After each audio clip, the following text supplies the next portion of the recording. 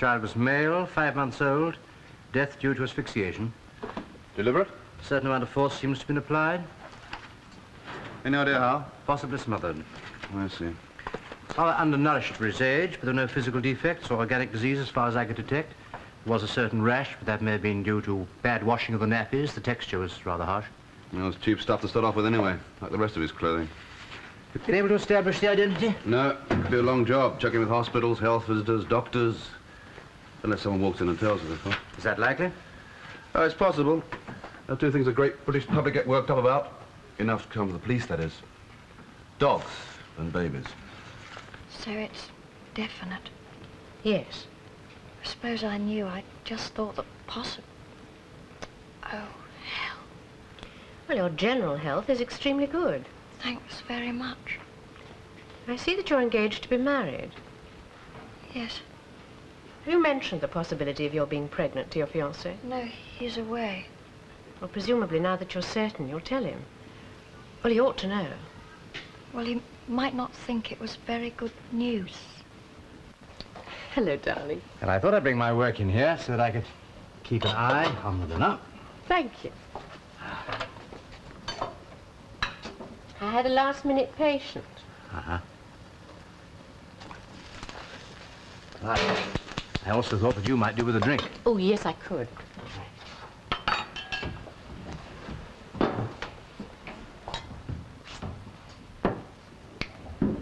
you are, my love. Thank you. Ah, little Angostura. Oh, that's better. Is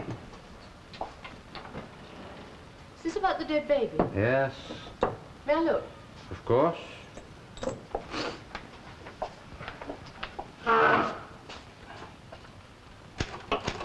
What's happening about it? Well, Fleming is trying to find the mother. You think she did it? Well, Fleming argues that as no distracted mother has so far reported her baby missing, she probably knows something about it. But you don't know who she is? No, nor the circumstances. To kill a child, bury it in the ground, and then walk off. You appear to me to be unduly depressed this evening. Yes, I'm sorry. I had some rather trying patients this evening. Right, have another drink, and then we'll talk about something else. Oh, Rob.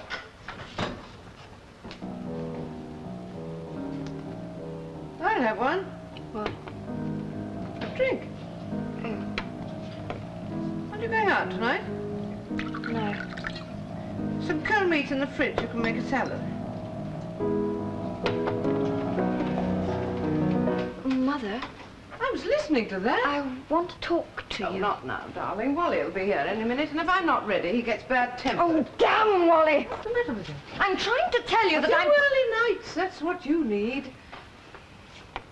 Do you think this shade's all right? I'm fine in the shop, and now I'm not so sure. I'm pregnant. What? Pregnant. That's what's the matter with me. Did you hear me? Yes, I heard. Well, say something then.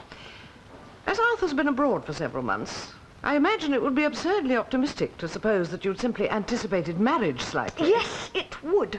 Do you know who the lucky man is? I can do without sarcasm, thank you. Would you rather I threw up my hands in horror and turned you out? For God's sake. Not that I'm exactly delighted. No, I'm sure. I'm quite satisfied with my life as it is, without any illegitimate babies arriving. I'm sorry if it spoilt your nice little routine. What a shame. Yes, it is. I asked you who the father was. Jimmy Watson. Yes. Wears leather gloves and drives an E-type. What's he do for a living? He sells sports car accessories. Does he have money? He spends a lot. He also owes a damn sight more. Do you want to marry him? Marry him? Don't be stupid. About as much as you want to marry Wally. Wally already has a wife somewhere. Anyway, I'm not pregnant. I don't want to marry Jimmy. I haven't even told him. All I want to do is to get out of this mess. I don't understand how you got into it. Really, there's no excuse at all. It isn't as if I'd been dreary and old-fashioned about it. After all, I made sure you were on the pill years ago. I wasn't expecting anything to happen. I must have forgotten to take one. I don't know. Well, really, of all the stupid things All to right, it was stupid. Will you please stop telling me what a perfect mother you've been and try and be constructive? That depends what you want. I should have thought that was obvious. You haven't said exactly when. I suppose you can't pass it off as Arthur's. No, I can't. Do you still want to marry him? Marry him? Of course I want to marry him. My God, if you think I'm going to throw away the best chance I've ever had... All right. Don't get hysterical. You're making me feel hysterical. Oh, Tina, be reasonable. I had to make sure whether you wanted to have it or not. Have it? I've got to get rid of it now! Before Arthur gets back. Right. Then we know where we are. Oh, that'll be Wally. Go and let him in, would you, dear? Tell him to clear off. Tell him you've got a headache. What on earth for? Mother, I'm not going to throw away my life just because of some damn silly accident. And there are things we must talk about. Why? It's all been decided. All we have to do now is get you fixed up. But that shouldn't be very difficult. Not these days. Oh, Tina, will you please go and let him in? And don't tell him about this. Oh, I wouldn't dream of it. If anybody talked about it, if Arthur got to know. Oh, Tina, stop worrying. You've read the papers. It's all perfectly easy and legal these days. Just leave it to me, all right?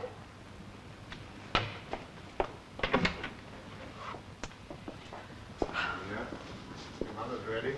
Just for time. Oh, hello, dear. Ready? I just got to put my coat on.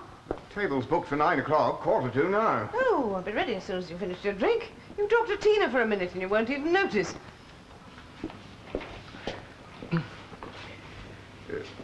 Cigarette? No. From Arthur. He phoned a day or two ago. Where from? Geneva? Frankfurt. Oh, yeah. On his way back? Not yet. He's going on to Stockholm. Nice job. Travelling all over the place. Yes. Must be doing pretty well for himself. Yes. Now, when are you getting married? Your mother did tell me. 3 months' time. Oh, yes, St. Mary's Church, I remember. Got someone to give you away? My uncle. Well, the one I had a row with? Yes. Sanctimonious old prig. I thought he had a point, myself. Ah, that didn't take long, did it? Had a nice chat? Marvellous. If I were you, darling, I'd take a sleeping pill. Mine are in the bathroom. I'd go to bed early. And don't worry, we'll sort everything out. You'll see. Are you coming? Oh, Wally, don't fuss. My cigarette. Ah, there they are. Tina's just a bit under the weather. Now, mind what I say, darling, and go to bed early. What's the matter with her? Oh, nothing very much. You'll have to get the doctor, but she'll be as good as new in a little while. Mr. and Mrs. Atkins, Detective Sergeant Ash. I'd like you to tell Sergeant Ash what you told me. About our Joan? Yes. Well, she's gone, that's all. See, first off, we thought, well, let her get on with it. Packed her bags and went, not even a note. Then when we didn't hear, we thought we'd better tell someone. Well, something might have happened. She's all right, I tell you. I keep telling her she's all right. You'd have heard quick enough if anything had happened to her. Well, perhaps you're right and perhaps you're not, but I mean, she is missing, isn't she? Missing. I told you how she'd end up, didn't I? You mentioned a child before. Her kid, she took him too. What kid? Hers. Lots of them. She'd have been shown the door, lots of them. Not us, though. Bought a tram. And a cot. Nappies drying all over the place. Can't see the fire for nappies. Well, when she was born, she couldn't work. The wife's got a part-time job, so Joan had to stay home. I wasn't going to give up my job. Why should you? She wanted her fun. Let her look after it. She take the child with her? Yes. When was this? Monday. And you haven't bothered to report it before? Oh, we thought we'd hear from her, I told you. All right. The baby, was it a boy or a girl? Boy. How old? Going on 5 months. Do you have a photograph of your daughter? I wrote a snapshot along just in case. Taken last year. Thank you. Well, as far as we know, nothing's happened to your daughter, but now we've got this, we'll do our best to trace her. Well, will that be all, then? No, I shall have to ask you to stay for a while. What for? Here, I'll be laid back to my works as it is. I'm afraid I shall have to ask you to come along to the mortuary. What? You said nothing had happened Not to your her. daughter, no. A child was found dead. It could be your grandson. Goodbye, Mrs. Seymour. Oh, an extra call's just coming for you, Doctor. Oh, who is it? Mrs. Seymour. At least it seems to be about her daughter. She said it was a private matter and she'd rather talk to you herself. Oh, did she? I asked if she couldn't come into the surgery, but she said since she was a private patient, she'd be obliged if you'd call. Yes, well, private patients do sometimes insist on that privilege, especially private patients like Mrs. Seymour. Sit down, will you? You're in no doubt. It's your grandson. It's her kid, all right. No doubt about that. Right. Well, I suppose what happened, he must have died in the night. That'll be it. Yes? He was never right, you know. Never right. In what way? Well, always crying, carrying on. Not what you call a happy baby. I see. So she must have taken him, buried him, and, well, not know what she was doing, like. Well, she was always very attached to him, you see. Oh, yes, she was. Very attached. When was the last time you saw the child alive? Saw him? Yes. I don't know. Must have been about 6. I was on my way out. I went straight there. Where? The pub. Met the wife, then we went on to bingo. What time did you get home? Must have been about 11. From bingo? Well, no, we went back to the pub. We had a couple of drinks afterwards. You say the child cried a lot. Later that night, did you hear him? Well, when we come in, he was carrying on a bit. Well, I called out, asked what was wrong. Joni said he'd been sick, said she was trying to get him off. Yes, but later, did he wake you during the night? Well, he always did, didn't he? Always. What time? Oh, must have been about... That night. 3 o'clock. Did you speak to your daughter? Called out. Her room's next to ours. Here, the walls are like paper. You Well, can... Dad said something about was everything all right, and Joni said yes. Did you hear him again? No. Who discovered your daughter had gone? I did. Like to get up at 6, go to work. Everything was quiet. It I never got up at 7, made some tea, called Joan. She was always down by then. That was when I discovered she'd left. All right, before we go any further, let's have a list of names. Friends, relatives, anyone she might have gone to. Well, if you don't mind, Mrs. Seymour, I would rather get on. I still have 1 or 2 more calls to make. Oh. Well, now, My receptionist wasn't very clear about which of you I was to see. oh, I didn't wish to discuss this particular matter with anybody but you. Last night, my daughter told me why she'd been to see you.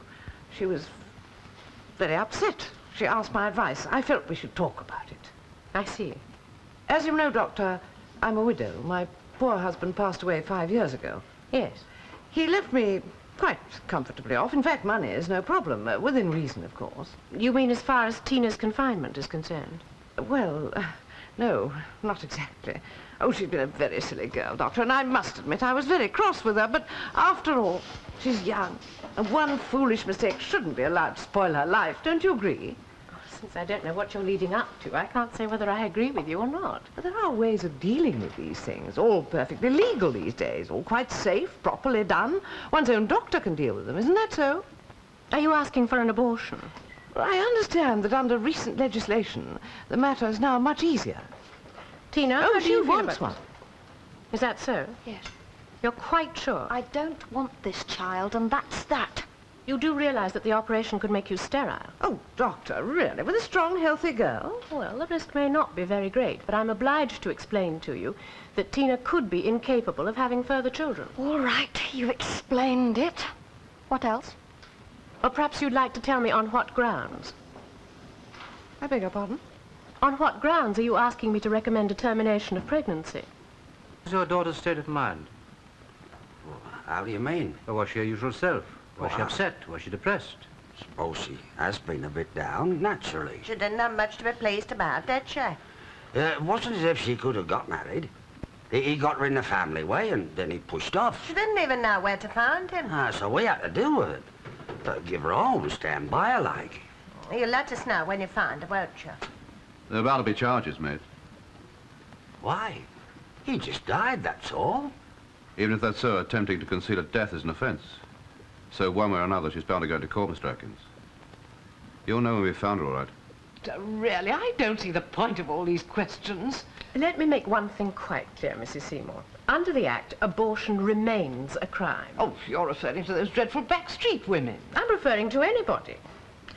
Now, what this new Act amounts to is that a doctor won't be guilty of an offence under the previous abortion laws if a pregnancy is terminated under certain laid-down provisions. Yes, but under those It provisions... does not create a right to abortion on demand, as some people seem to imagine. In the first place, 2 doctors have to give an opinion. You're our doctor and have been for some time. Yes, it's true that I know you best, and the surgeon who'd probably give the second opinion would take that into account. Exactly. That's why we've turned to you. But I still have to satisfy myself of the circumstances first, Mrs. Seymour. Well, it might help if you tell us what we're supposed to be satisfying you about. Well, the only conceivable case would come under risk of injury to mental health. Well, then, exactly. Her mental health is in danger. That's what I have to establish. Doctor, if her fiancé found out that she'd become pregnant by somebody else, he certainly wouldn't marry her then, would he, Tina? No. And she's desperately in love with him. I mean, heaven knows what she'd do. It's enough to send a girl out of her mind. I see. I knew you'd understand, Doctor. Tina, do you intend to tell your fiancé about this? About what? That you've become pregnant by somebody else? Good God, the whole point of That's the... a matter for us to decide, Doctor, what we think is in the best interest of all concerned. Look, I can't have this baby. Full stop. Finish. It would ruin everything. All right, she hasn't been very sensible, but one silly mistake which she bitterly regrets. It would be cruel to make her live with it for the rest of her life. Yes, well, I think I have all the information I need. I'll think it over and let you know in a day or two. Doctor, I thought I made this plain. There is a certain degree of urgency about this. Arthur, her fiancé, is due back in England very shortly. Yes, I do appreciate that, Mrs. Seymour, but I still need a little time to consider. I didn't realize you were going to raise all these difficulties, Doctor. I'm not raising difficulties. I simply have to decide whether this is a proper case in which to recommend a termination of pregnancy or not. Goodbye. Well, let's have some tea, then. Might as well get rid of that lot. Shan't need them anymore now. I wonder where she went. Could be anywhere. I've seen that little kid dead like that. It shook me up a bit. Poor little thing. You got to look at it this way. What sort of a life would he have had? Hey, what would he have grown into, come to that? We don't even know whose blood was in his veins, do we? Anyway, it's happened, and that's all there is to it. I wonder if he did just die. He was always sickly. Yeah, seems funny, that's all. Taking him, putting him in the ground like that, going off. Here, why didn't she tell us? Call a doctor or something. If you're suggesting that Aunt Joan... I'm just saying it's funny, that's all. Oh, she wouldn't do a thing like that. Not Aunt Joan, it's not in her. Besides, there's no reason. No, that's true. Well, I mean, I'm not saying we liked it too, would? But once it had happened, we stood by her all the way. We did everything for her. Oh, there's not many people would have done what we did, you know.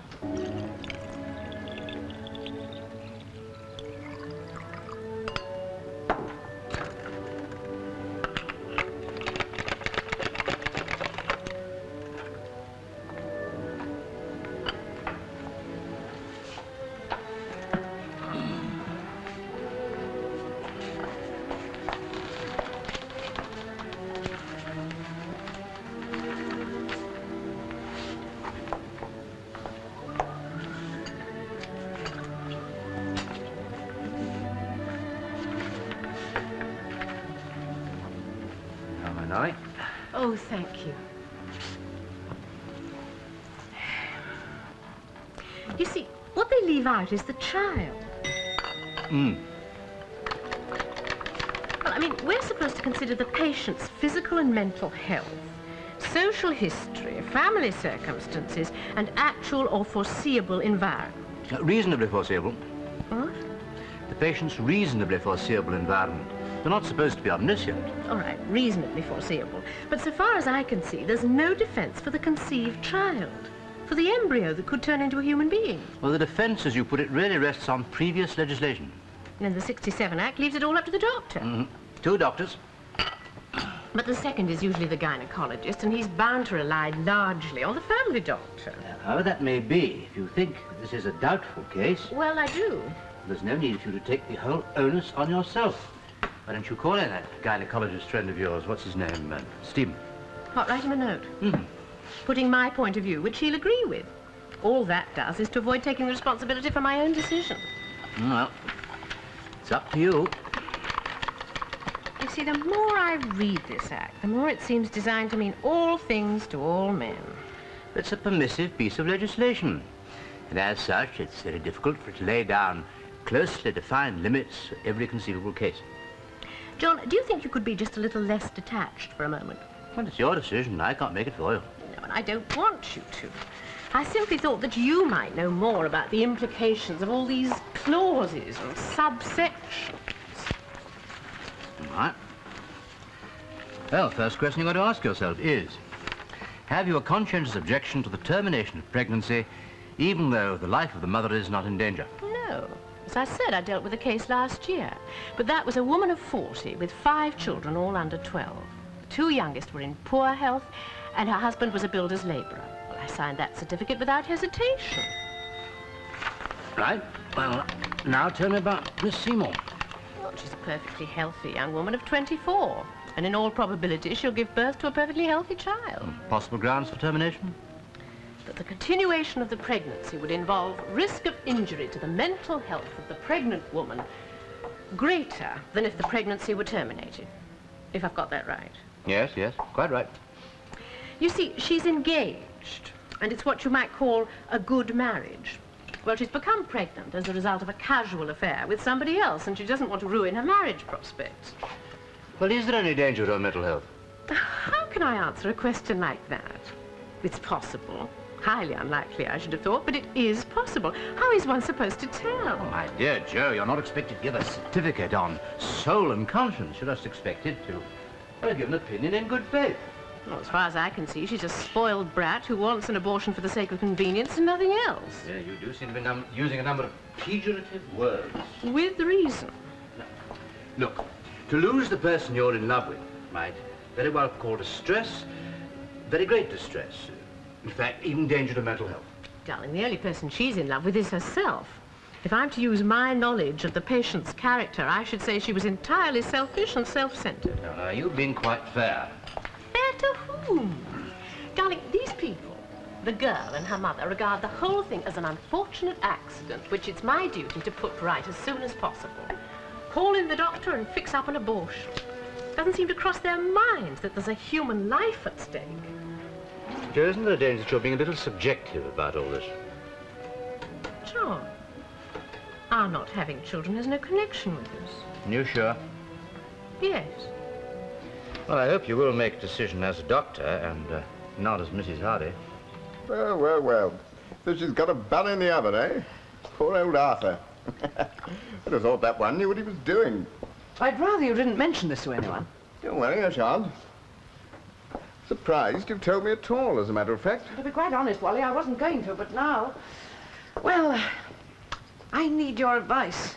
You want it fixed up, I suppose? Yes. Yeah, well, no problem. Not these days. Go along to your GP, get it done on the National Health. Oh, you're a private patient, aren't you?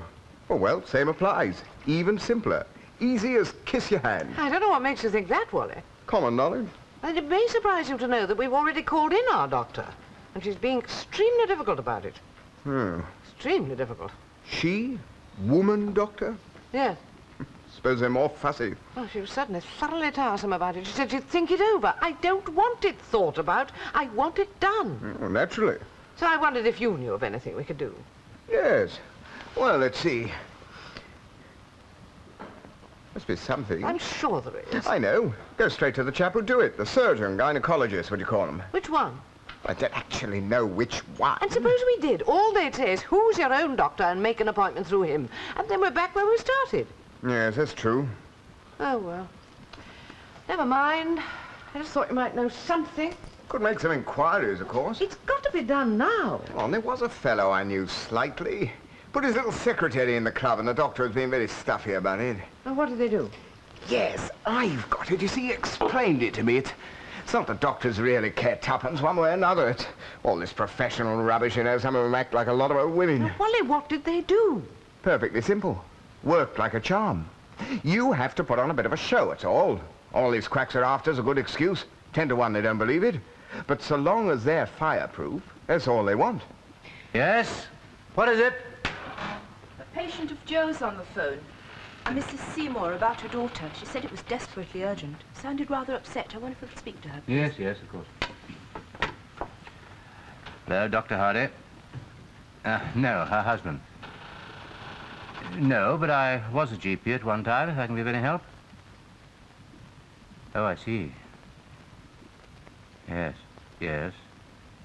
Well, of course, I'll come over straight away. Look, make sure that she's not left alone, will you? Yes. Thank you very much, Doctor. Goodbye. He's coming. The things I do for you, my girl. She said she found her daughter trying to commit suicide. Look, if Jo comes back, will you tell her that I've gone over to Miss Seymour's and that I'll call if I think she ought to go over? Right, Doctor. Right. He's here. Now, remember, just look miserable. Miserable, not bad-tempered.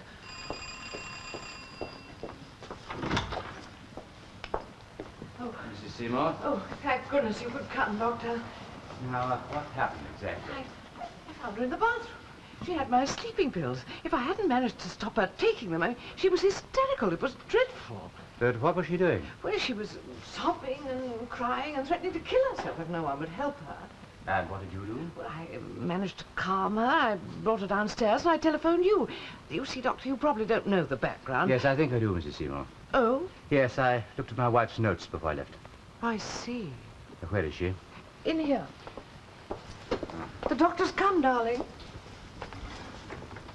This is Tina.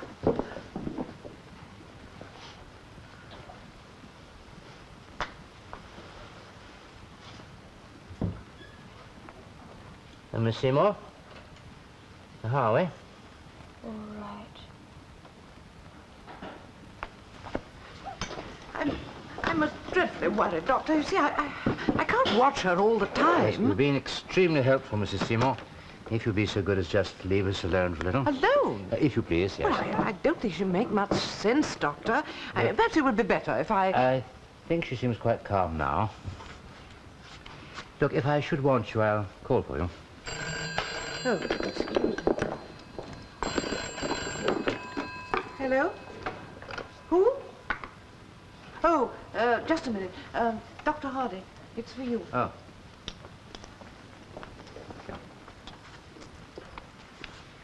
Hello, Hardy?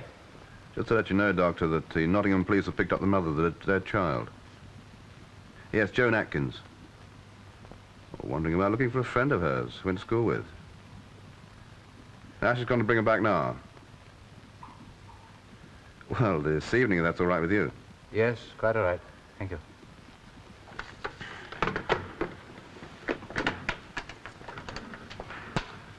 Station office. Sergeant, Inspector Fleming here. We just send someone to notify Mr. and Mrs. Atkins that their daughter is safe and well. You got the address? Right.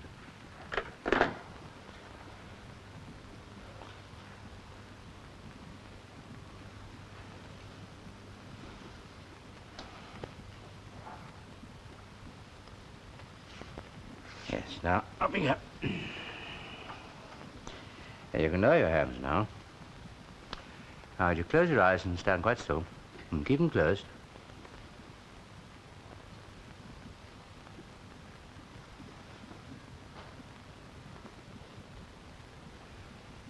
Right. Now open your eyes, will you?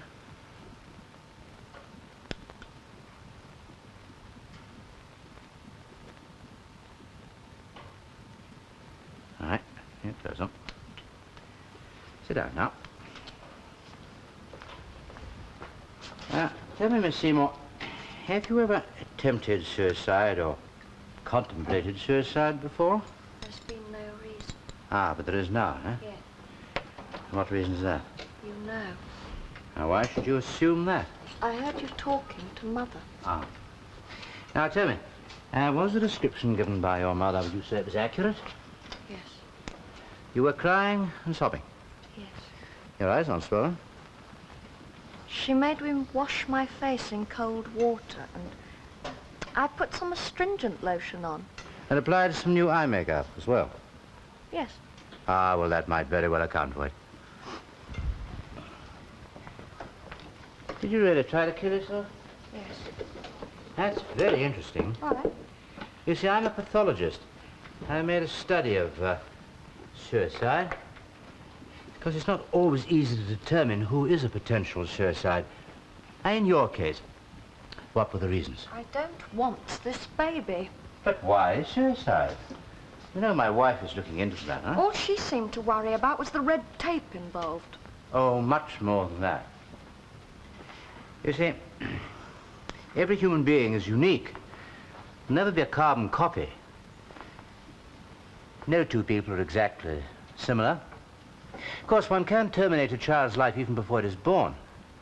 But one can't ask it if it wants to experience the miracle we call life. It isn't a child yet. It's nothing. That's not true. In every essential, it's complete. The person it will become is laid down as exactly as from a computer program. Of course, what it will make of life of its own free will, that's another matter. It could happen anyway. A miscarriage.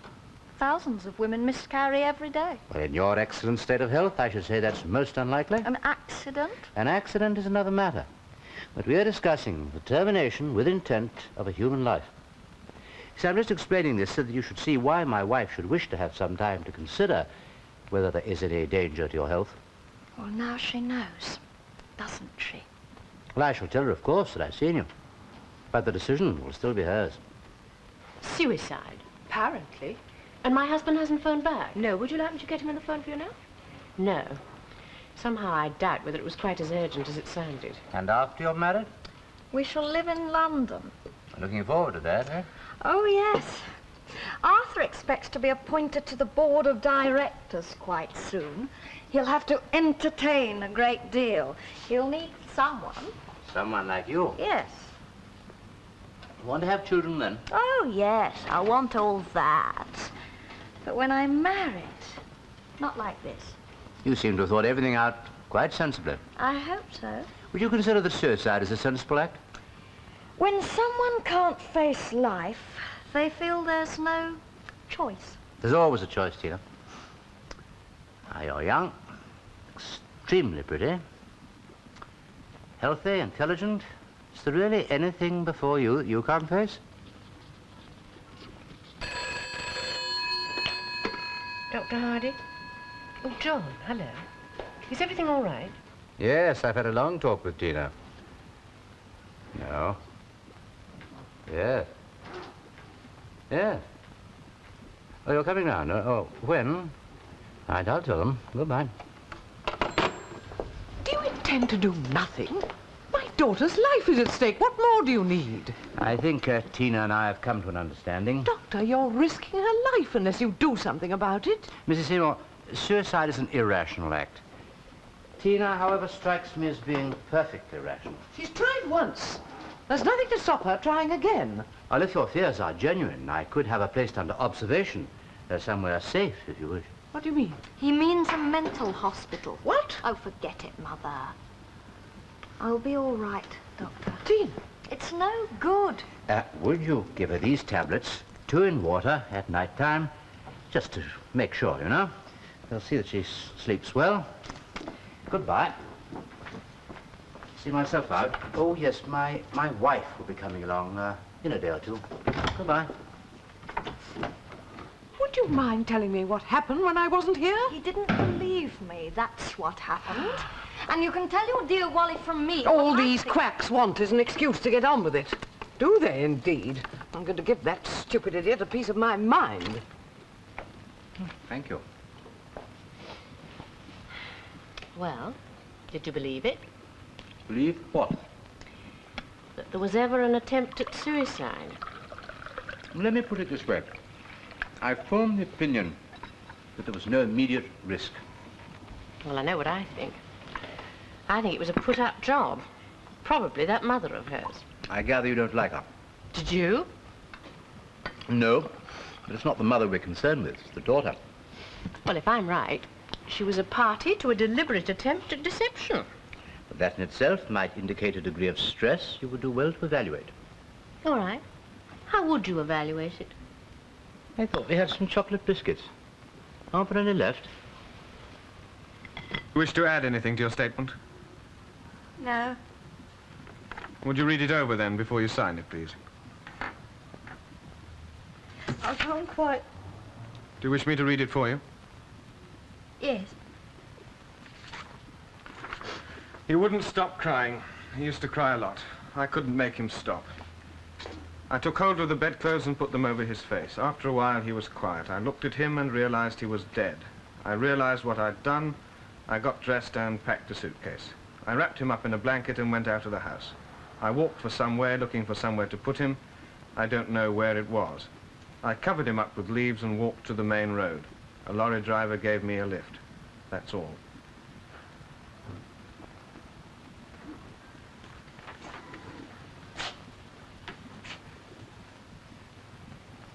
The facts are clear. And her state of mind is not. No. You charged her yet? I thought I'd better wait until we talk to her. Right.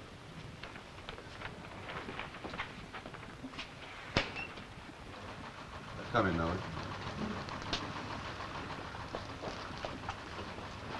Sit down. This is Dr. Hardy. About your statement. That's what happened. Doctor.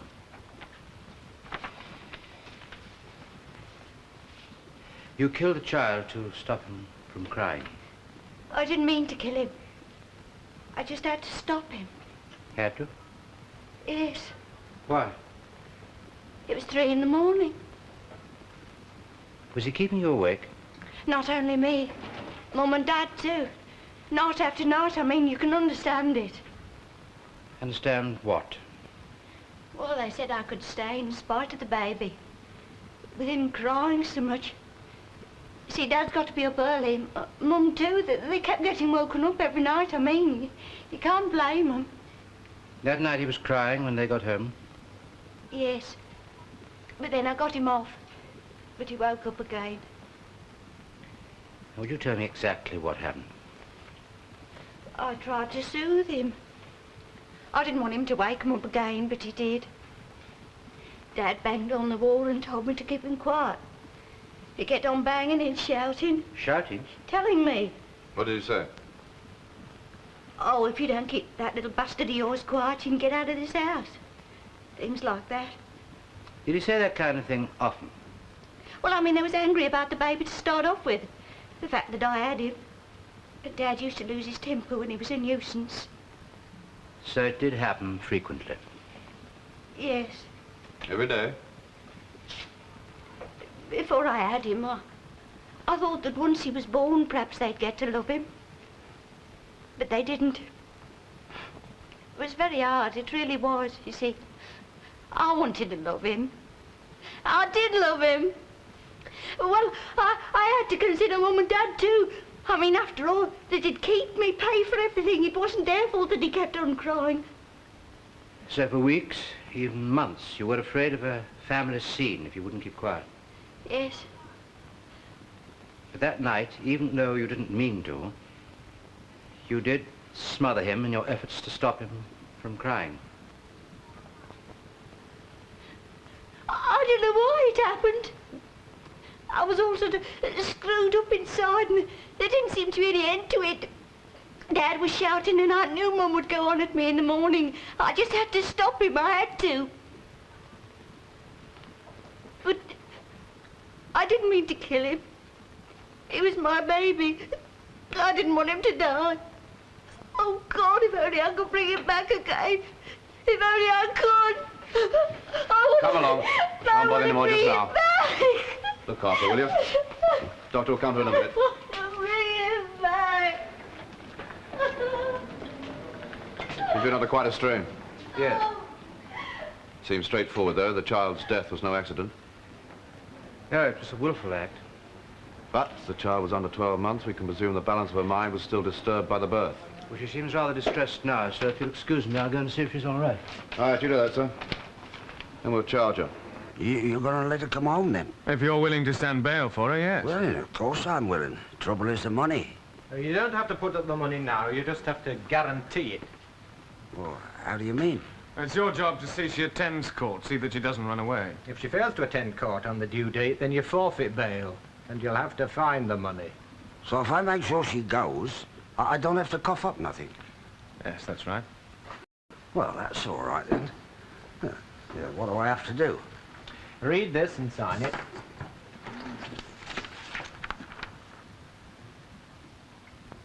Yeah, what's going to happen to her? What'll happen to her when she gets up in front of the judge? What'll he do to her? Mr. Atkins, it's our job to make charges. What happens in court's not up to us. Well, the kid's dead. There's no getting away from that, and she said she did it anyway. I don't know. She couldn't have meant to. She was fond of that kid. Me, I didn't feel nothing for him. Maybe I should have done, but I didn't. But she did. She really did. You sign here.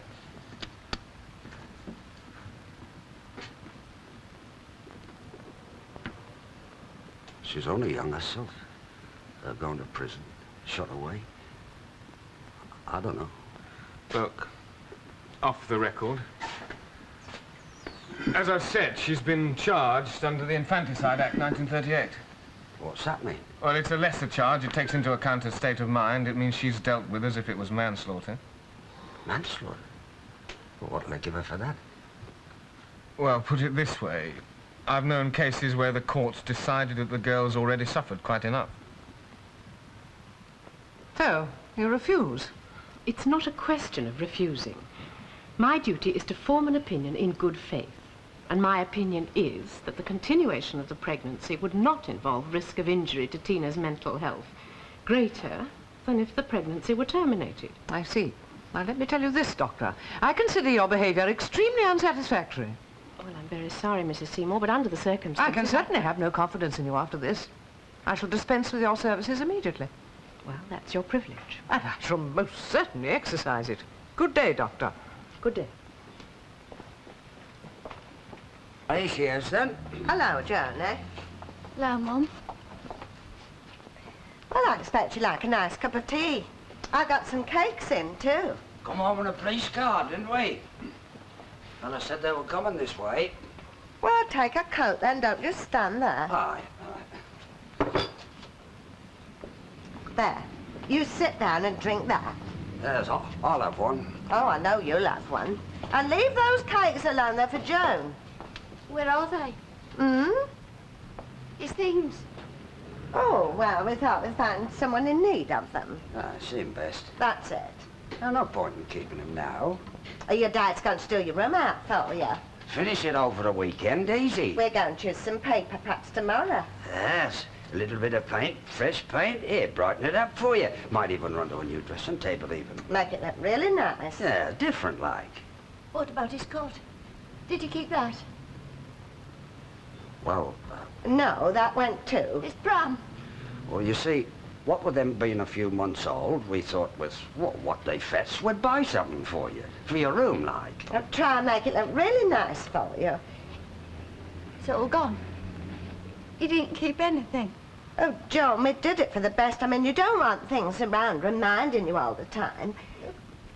Oh, Joan, he's gone. You can't bring him back. None of us can. He was my baby. Yes, I know, dear. There's no use brooding over it. Just that you've got to think of yourself, your own life. Just as if he never lived. That's it. Forget about the whole thing. But he did live, Mum. Just for a few months. Perhaps you wish he'd never lived, you and Dad. But he did. And he was mine, and I killed him. And you think that by getting rid of his things, I can pretend it never happened. I gave him his life, and I took it away again. Forget it. No, I won't forget it. Not till the day I die. Well, she's upset. It's only natural. She'll get over it in time.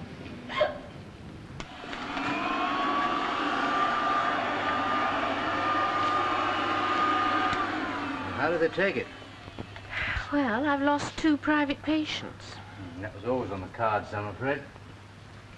John, I am right about this, aren't I? In good faith, Joe, not right or wrong. But do you agree with me? It wasn't my decision. And had it been, I might well have acted in that way. But I can't help wondering whether all the worry and thought and care you've gone to will make the slightest difference. Look, I'm trying to tell you. Oh, we've had your bright ideas before. At least listen to him. All right, I'm listening. No, I've been making some inquiries. Chaps I thought might know something. Oh, you didn't? Discreetly, no names mentioned. You're sure? Just said it was a friend of mine. Because that's the whole point, that nobody knows. They won't, I promise you. All right. Well, it wasn't all that easy. I mean, everyone knows it goes on, but as to how to make contact... Anyway, in the end... If you're going to say try another doctor, we've already thought of that. And the trouble is, whoever we go to is bound to refer back to this wretched Dr. Hardy. Besides which, unless you know he's all right, you can't very well go through a phone book asking a string of receptionists if their doctors are all right about abortions. Look, will you just listen? Finally, I got on to this fellow. Well, he didn't exactly know, but a friend of his had a daughter who worked in London, and he promised to find the phone number for me. Is that all? I don't know. I got everything fixed up for you. What are you doing? Phoning. What, London? That's where it is.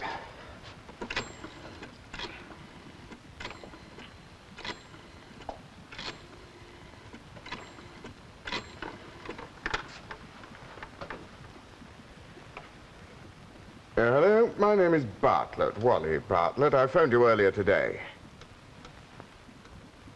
Yes, that's right. As a matter of fact, the lady concerned is with me now. I don't know if you can speak to her. Oh, good. Just hold on a minute, will you? Hello. I don't know if Mr. Bartlett explained. My daughter. Well, as soon as possible. Tomorrow. Yes, fine. The afternoon would be better. We'll be coming up by train. Telephone when we get there. Yes. Thank you very much. Goodbye, Doctor. Suppose he is a doctor. Of course he is. One of the best. It's a clinic. 3 of them in it together. All the red tape done on the spot. Straight on with the operation. She'll be in and out 48 hours. How much do they charge? Oh, well, it's going to cost you a bit. Something like 200 quid. What? Well, no questions asked, no silly objections. Done on the spot and all perfectly legal. That's what you're paying for. Doesn't matter how much, as long as I can get rid of it. I don't care what it costs.